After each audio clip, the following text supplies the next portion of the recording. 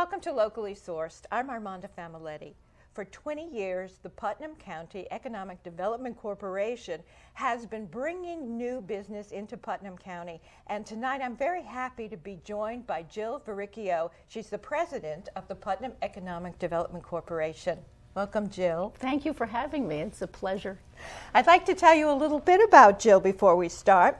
Jill is a business and community leader, as well as a strong advocate for education. She is the past board member of the Orange County Chamber of Commerce and the SUNY Orange Community College Foundation. Jill served for 12 years as the chairwoman of the New York State Administrative Board of the Orange County Empire Zone before becoming president of the Putnam County Economic Development Corporation in October of 2015. Jill, welcome. Thank you. Jill, for our viewers who are not familiar with what the Economic Development Corporation does, could you tell us something about it? Sure. 2017 now is the 21st year.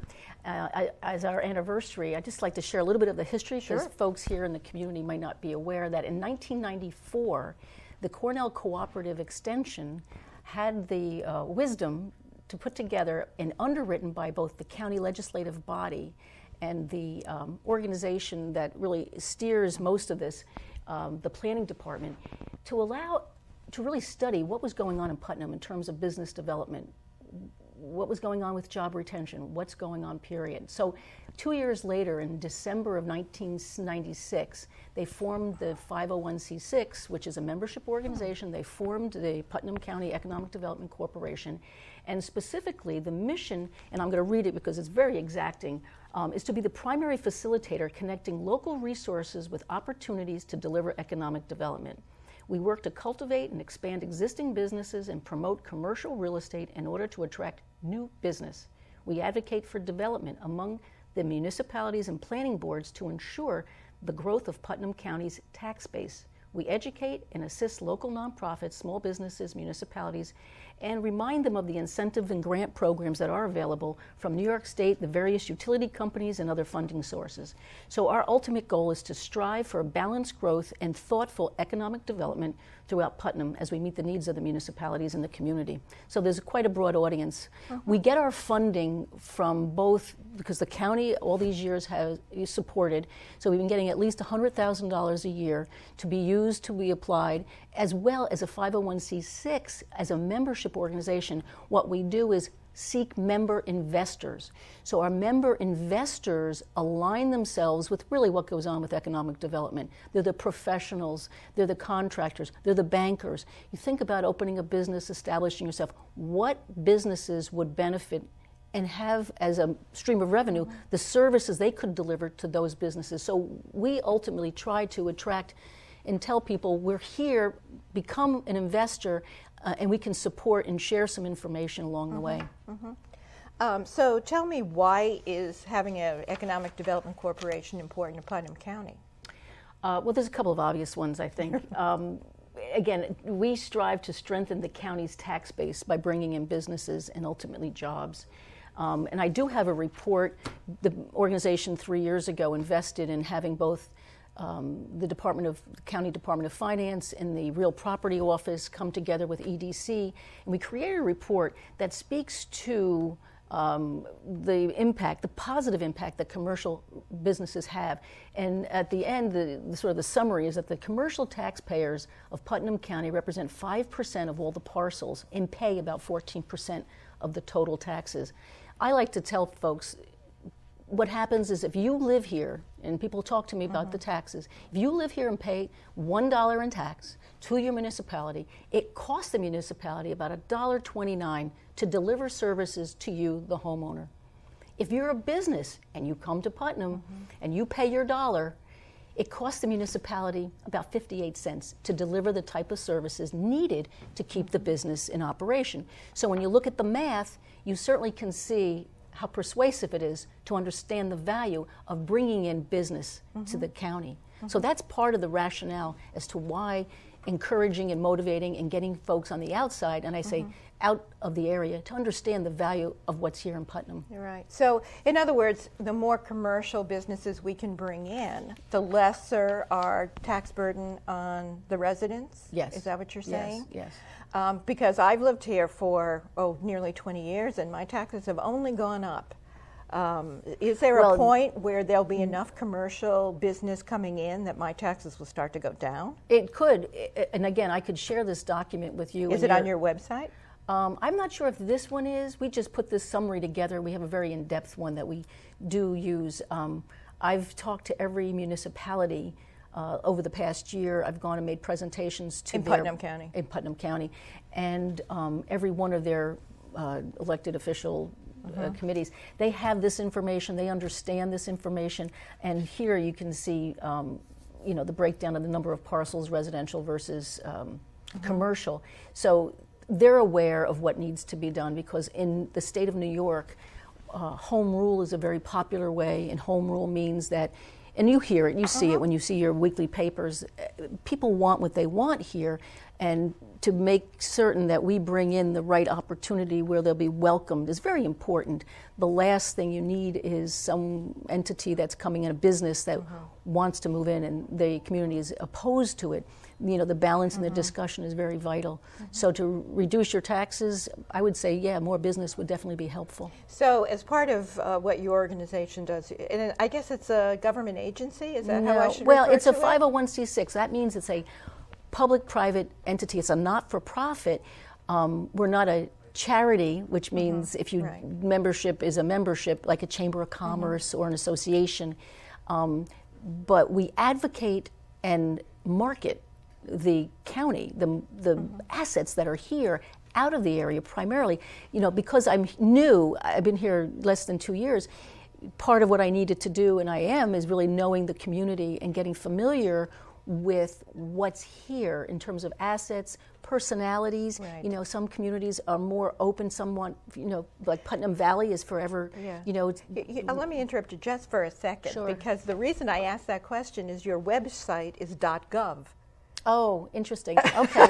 So I assumed that you were somehow part of the Putnam County municipality. Well, we're in the government building. The county, in addition to allowing, underwriting our cause, they allow us to have an office in their government building.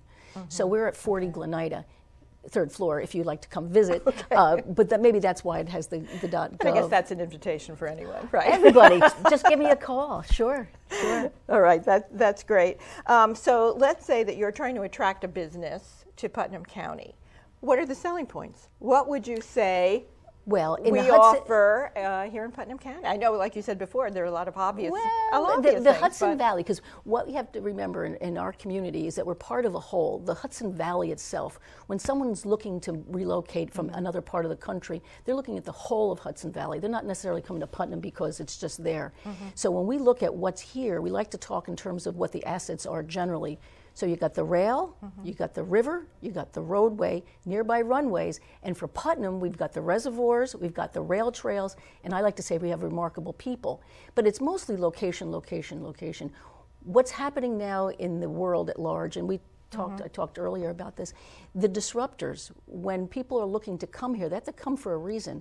One of the disruptors is the way in which people are doing and buying goods and services. Most people are now going through and seeing that their retail outlets are closing. You're having some of these shopping malls look like they're empty. So what happens is, what can we offer? We're so strategically placed in terms of the highways and byways. If you go to Amazon and you want to get a product delivered to your house and you're going to be a one-day ship, you're good.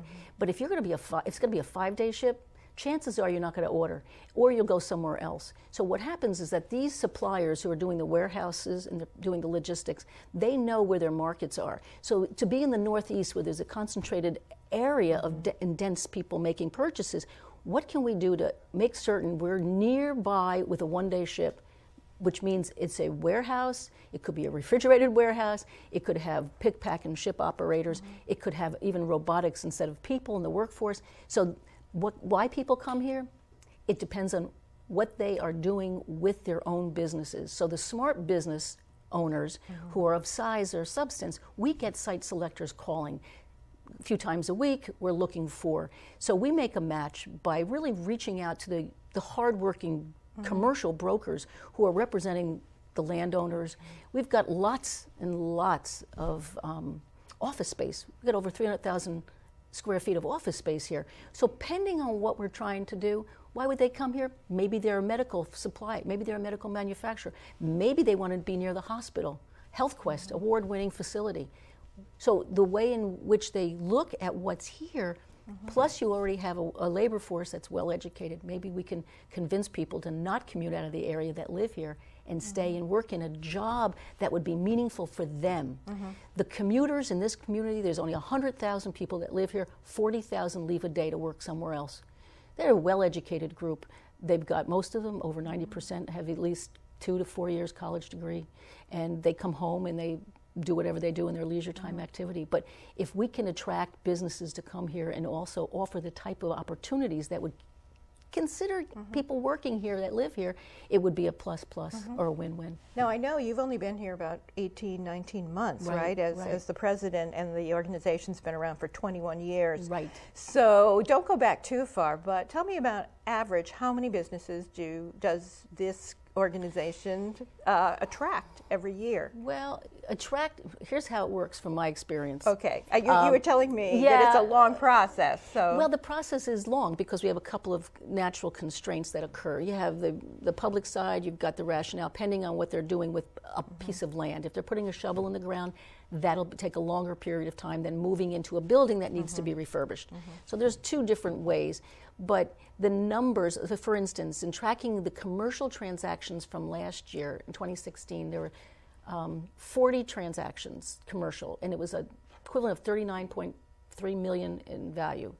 Because what we do on our website, we take the properties that are either for sale or for lease, and we post them with the broker's name on it. The goal is to make visible and give people an opportunity to understand that Putnam is open for business. Of the 50 weeks, 6 of the parcels correlated with in that 40 that were transacted in the past year.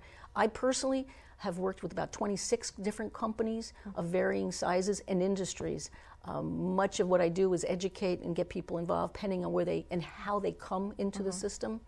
The goal is to kind of keep them here if it's a suitable match. But again, we do have people bringing in from out of the area. I get calls from New York State Economic Development, the sort of the economic development arm for the state, and they basically put out like an all points bulletin here. They're sending the message out to 9 counties. Does anybody have a match? So we have a little bit of that going on. That's not a straight line, and sometimes you hear and sometimes you don't. So we really get a different blend of companies coming. So there's an overreaching organization that touches all the counties in the state. Right. Is there ever any competition between counties? Do you say like that's perfect for my county, and some other county says that's perfect for our county? Well, there's some border activity that goes on, but you know, and I come from, like I said, Orange County is where I've been most of my time, and we always talk. My counterpart, she goes, "We're not competitors." I go, "I know." Everybody's parcel, everybody's demographic looks a little different than the others, and they all have different infrastructures and different needs. So I like to think we're unique. Oh, well, I think we are too. I agree. Right. Now, when I went on your website and to do a little research about the Economic Development Corporation, I saw that the corporation has been very good at attracting grants from the CFA process, and I didn't quite understand what all that meant. Could you give us a little more information? All right. It sounds like it's something you do very well, but I don't know what it is exactly. Well, we market the message really well, I think. What happens is the state, years ago, I don't know if you remember, if you've lived in New York State a while, but years ago, there used to be line items that your elected officials would represent a community, understand the needs of certain entities and organizations, and they would go up to Albany and figure out how to put dollars into the budget to account for their line item within their community. Do they sometimes call that pork? I guess they call it, that. But for the purposes of the CFA, when the governor moved into place in 2011, he decided to change it and make it a more robust way of identifying economic development opportunities within the entire state. He has made, out of the state, 10 different offices are regional, and they're made up of all the stakeholders within the not-for-profits, government, non-government, you name it. And they have, in the 10 areas this year, and you can go to our website. I think we have the posting. We're having an event on the 22nd of May to educate people. But the goal is to make these monies available in a somewhat competitive fashion. So each region decides what the priorities might be, and then when the grants come in, people, you either get the grant or you don't get the grant. Right. And the grant money is coming from the state? State of New York, right. So you have a relationship suddenly with the state, and you have the guidelines and the rules. The way it usually works is if you are urgently needing money right away, this is probably not the best, if you need money eventually, because it runs from, your deadline is July to have the application completed. Then they decide in December, and they make their announcements, and then you get your monies the next quarter. It's somewhat for well-established businesses. And these monies are spent specifically to attract commercial development to those areas? Not necessarily. It very varies. If you go to the website, you've seen some of the, for instance, this past cycle, the award went to the Village of Brewster's Envision Brewster program. It's a 3-phase revitalization that now has been awarded $2 million to support their, I guess, $20 million investment for the first phase. So they have been the winner, if you will, of major funding. They need to get the contract signed. They've got all the rules. They have to have a public hearing. So it's money's available. It's not easy to get and go through the process. Right. There are a few hoops you have to jump through before you qualify. Right. It's state money. You're dealing with taxpayer dollars, and they're trying to be, I guess, conscientious. So for us, what we try to do, I wrote about 10 letters of support last year for the projects, and that's what they want to see, that your local economic arm supports the activity. For instance, some of the one that also was received was in Cask Spirits in Mayapack. They make a liqueur, and he needed monies to buy equipment and also hire. So those two, equipment and hiring, are two of the priorities. So he received some grant monies. In the past, there were monies for, say, the town of Patterson, a consolidation study between the fire districts. There was $700,000 for Coal Spring, and I think it was shared with Scenic Hudson to repair and study the Breakneck Mountain area because it's a tourist attraction. So if you look at, it's pretty exciting. I have the website information. If you're interested in knowing more about what that entails, it gives you, it's regionalcouncils.gov. And that would come through your office, right? So, in other words, Brewster wants to revitalize their downtown, and so they contact you, and you're the conduit to apply for these monies through the FSA process. What happens is that we're the outside agency, right? What the county does, because the county itself has a planning department and they've got grant writers, they become a very integral part in what any of the municipalities would like to do. A municipality is obviously part of the county. The hamlets, the towns. Right, there's no cities here. So you have the county really embracing and being smart in what they do to be on top of not only the grants that are available for the municipalities and the infrastructure, but they're also aware of the federal monies that are grant monies. So if you're, what's a hen's teeth, right? Grant writers, we need grant writers to appear at our meeting on the 22nd. Where is the meeting? It's going to be at the Smith campus over in Carmel. It's Donald Smith. It's sort of on Old Route 6. It's a campus of old buildings that they've repurposed. It's only going to be at the emergency auditorium. But the folks that show up as grant writers, it's a good opportunity because in the room are people who say they need and they're interested in the CFA. They will need a grant writer because you need an experienced grant writer, at least some guidance. You can do it yourself, but I think if you're smart, you'd want somebody with the experience and a proven track record. Right. And what time of day is that? 9 o'clock. 9 o'clock in the morning. In the morning. Okay, and I'm sure breakfast will be served. I'm not sure. Don't let me low-fat something. I don't know. No eating, no meeting. No. So let me say that your your website also talks a lot about how important partnerships are, and you just sort of went through the grand partnerships that you have with the hamlets, the municipalities, the towns. Very important. Very important. But there are also nonprofits in the area, and there's the school district, and there's Boise's, and there's SCORE, and there's a small business, and there's, you know, you name it, Chamber of Commerce's. Are they all part of this mix as well? Yeah, to a degree. There's actually something called Red Carpet Alliance. Now, the Red Carpet Alliance has been in operation, I guess, must be at least 5 years, and they meet quarterly over at the Cornerstone on Route 52 and Fair Street. They come together and they include the Putnam, Westchester, BOCES.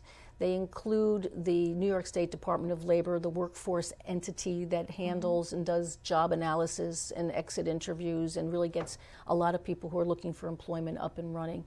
The Chamber of Commerce, I do believe, participates. SCORE, the chapter in Putnam with George Joyner, he attends. The other entities, I think, if we looked at, I think the IDA might be attending on occasion. So it's really made up of, oh yes, and then the community colleges, because we don't have its What's own the IDA? Industrial Development Association. That's an entity that comes and is approved by the state, and it's in the counties, under its county's umbrella. But the SUNY schools, because we here in Putnam, as you know, there's no community college brick and mortar, so you have both showing up, both Dutchess and Westchester Community College coming to the Red Carpet Alliance to address how to best serve needs, because everybody's looking for a way to come together and understand what each other's doing and support each other as we collaborate. So if I went to your website somewhere, I would see that event, and I would, you said it was quarterly? Yeah, and it's basically a sharing of those entities. People are welcome to come and hear and listen. It's basically updating what's new, different, and trendy within the group, but it's open to the public. So you've been there 18 months. Yes. Since you started, what changes have been made at the Economic Development Corporation? Well, what we first did, we decided to listen, first of all, again, being new to the community, but very strategic. There was a hiatus. There wasn't someone in place for at least, I don't know, maybe 2 years. So what we did as a board, we decided to go each You filled a position that was empty for 2 years? Correct. Wow. So nothing was happening, I assume. I guess. Okay. I guess. I know that we embarked on a listening program. The listening is really to assess what each municipality is aiming for. What's their, again, personality? What is their wants and needs? What's their biggest obstacle? Strengths and weaknesses.